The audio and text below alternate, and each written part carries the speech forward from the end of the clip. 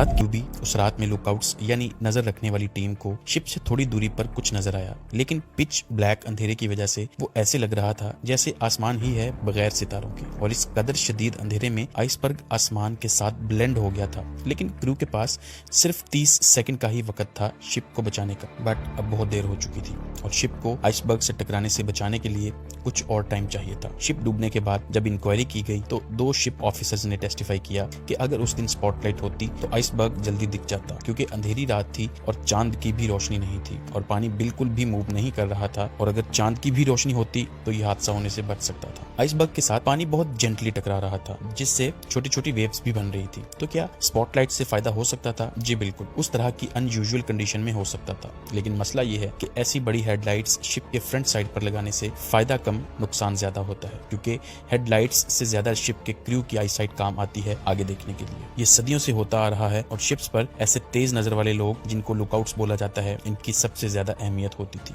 क्योंकि एक तजर्बाकार बंदा आसानी से मीलों दूर से पता लगा सकता था कि एक शिप कहाँ है और वो किस तरह की है और वो किस कंट्री की है। इतनी डिटेल से देख पाना किसी भी आम इंसान के लिए पॉसिबल ही नहीं था। लुकआउट्स को नजर रखने के लिए रखा जाता था कि जैसे ही कोई छोटा सा भी साइन नजर आए किसी दोस्त या दुश्मन शिप का, या रास्ता गलत हो और शिप अपने रास्ते पर ना जा रही हो, तो फौरन इन्फॉर्म किया जाए। लुकआउट्स रात के वक्त भी बहुत ही अच्छे तरीके से अंधेरे में देख सकते थे और टाइटैनिक के लुकआउट्स ने कामयाबी से आइसबर्ग देख भी लिया था। लेकिन जब आइसबर्ग का पता चला, उस वक्त शिप सिर्फ 1500 फीट दूर थी आइसबर्ग से और काफी हद तक शिप की डायरेक्शन चेंज भी हो गई थी। लेकिन फिर भी थोड़ा सा हिस्सा टकरा ही गया, जिससे शिप में पानी भरने लगा। सदियां गुजर गई, लेकिन आज भी हर शिप पर लुकआउट्स मौजूद होते हैं, चाहे जितनी मर्जी टेक्नोलॉजी एडवांस हो जाए। दिन के वक्त शार्प विजन होना बहुत अच्छी चीज है, लेकिन नाइट विजन उससे भी ज्यादा इंपॉर्टेंट है, ताकि सख्त अंधेरे में आगे और साइड्स पर देखा जा सके। जैसे हाईवेज पर लेन्स होती हैं और हर गाड़ी अपनी अपनी लेन में चलती है, समंदर में बीकन्स एंड बॉयज पानी में वाटर लेन्स बनाते हैं, जिससे हर शिप अपनी अपनी लेन में चलती हैं। इस तरह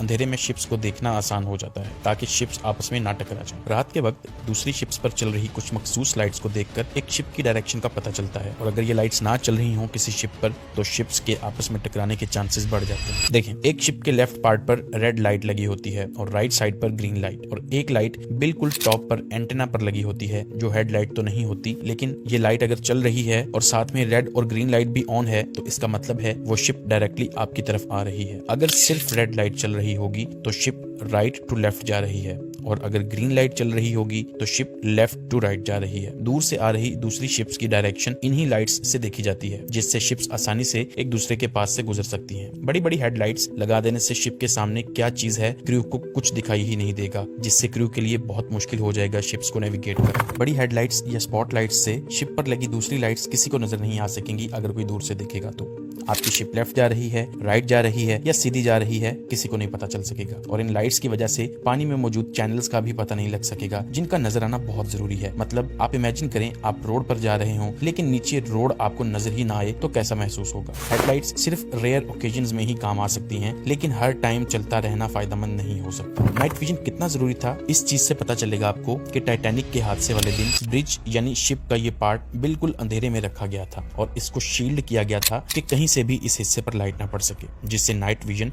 डिस्टर्ब हो। ब्रिज के पीछे शिप पर डेक लैंप्स लगा रखे थे, जिससे 360 डिग्री लाइट शिप के आसपास पड़ रही थी, लेकिन ब्रिज पर जरा सी भी लाइट नहीं पड़ रही थी, क्योंकि क्रू को देखने में मुश्किल ना आ जाए सिर्फ इस वजह से। यही नहीं, शिप का स्टीयरिंग व्हील जिसके हाथ में था, उस बंदे को एक स्पेशल रूम में रखा गया था और उस रूम का नाम था व्हील हाउस, जिस पर शटर्स लगे हुए थे ताकि अंदर जरा सी भी लाइट ना आ सके। बिल्कुल अंधेरा होगा तो बाहर से ही नजर आ सकेगा। मॉडर्न पैसेंजर शिप्स पर आज भी यही कंडीशन होती है। एक बिल्कुल साइलेंट और डार्क रूम इसी मकसद के लिए रखा जाता है। नाइट विजन को डिस्टर्ब किए बगैर रेड या ग्रीन लाइट यूज की जा सकती है ब्रिज पर, उसका इशू नहीं होता। अब शिप्स पर स्पॉटलाइट और सर्च लाइट्स लगाई भी जाती हैं, जो जरूरत के वक्त काम भी आती हैं, लेकिन टाइटैनिक पर लो पावर्ड स्पॉटलाइट जो बो के पास लगी होती तो हादसा होने से बच सकते थे। अगर टाइटैनिक पर ऐसी लाइट लगी होती तो वो फिर भी यूज नहीं होनी थी, क्योंकि उस रात की कंडीशन बहुत ही खराब थी और ऐसी रात बहुत ही कम देखने में आती है। अगर एक शिप फॉग से घिरी होगी तो स्पॉटलाइट से कम दूसरी शिप्स को वार्न किया जा सकता है, जिससे हादसा होने से बच सकता है। इस पेंटिंग को अगर आप गौर से देखें, जो एक ब्रिटिश आर्टिस्ट केनेथ स्मिथ ने बनाई थी,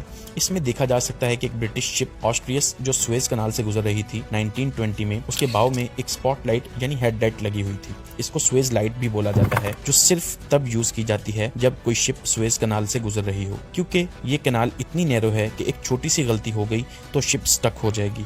और ऐसा एक हादसा हिस्ट्री में पहले भी हो चुका है जब एवरग्रीन शिप स्टक हुई थी। आधी दुनिया की ट्रेड रुक गई थी, जिससे दुनिया पर बहुत बुरा असर पड़ा। अब ये रेडार टेक्नोलॉजी से बहुत पहले के दिन थे, जिसका मतलब सेफली नेविगेट करने के लिए इस तरह की लाइट्स यूज की जाती थी। स्पॉटलाइट्स बहुत ही काम की चीज है, लेकिन रास्ता देखने की बजाय ये काम आती है सिग्नल्स फ्लैश करने के लिए जब रेडियो काम ना कर रहा हो। दूसरा, जब शिप के इर्द गिर्द बहुत ही अंधेरा हो और थ्रेट्स को आइडेंटिफाई करना हो उस सिचुएशन में। वर्ल्ड वॉर 2 में गोडेल कनाल में रात को जंग लड़ी गई, जिसमें अंधेरे की वजह से बहुत ज्यादा नुकसान सिर्फ इस वजह से हुआ कि कई शिप्स ने अपने ही साइड वाली शिप्स पर फायरिंग स्टार्ट कर दी। हालांकि सर्च लाइट्स भी यूज की गई थी ताकि एनिमी का पता लग सके, लेकिन इतना फायदा ना हो सका। एक तरफ थे जापानीज डिस्ट्रॉयर अकाटुस्की और बैटलशिप, दोनों पर कार्बन आर्क लाइट्स लगी हुई थी, जिससे उन्होंने अमेरिकन क्रूजर अटलांटा को पॉइंट ब्लैंक रेंज पर डिटेक्ट कर लिया। लेकिन इसका नुकसान ये हुआ कि अमेरिकन को जापानीज शिप्स की लोकेशन का पता लग गया, जिससे 6 अमेरिकन शिप्स ने उस पर अटैक कर दिया और कुछ ही देर में उसको डिस्ट्रॉय कर दिया। तो स्पॉटलाइट्स को सी में यूज करना आपको नुकसान भी दे सकता है, चाहे जंग चल रही हो या ना। तो फिर कैसे बड़ी बड़ी शिप्स इस दौर में बगैर हादसों के आसानी से दूसरी शिप्स के पास से बिल्कुल अंधेरे में नेविगेट कर लेती हैं? इसका आंसर है रेडार टेक्नोलॉजी। रेडार असल में इलेक्ट्रोमैग्नेटिक वेव्स भेजता है जो किसी चीज से टकराकर वापस आती हैं, तो फौरन पता लग जाता है आगे किस तरह की चीज है। और आजकल की शिप्स आसानी से मीलों दूर किसी भी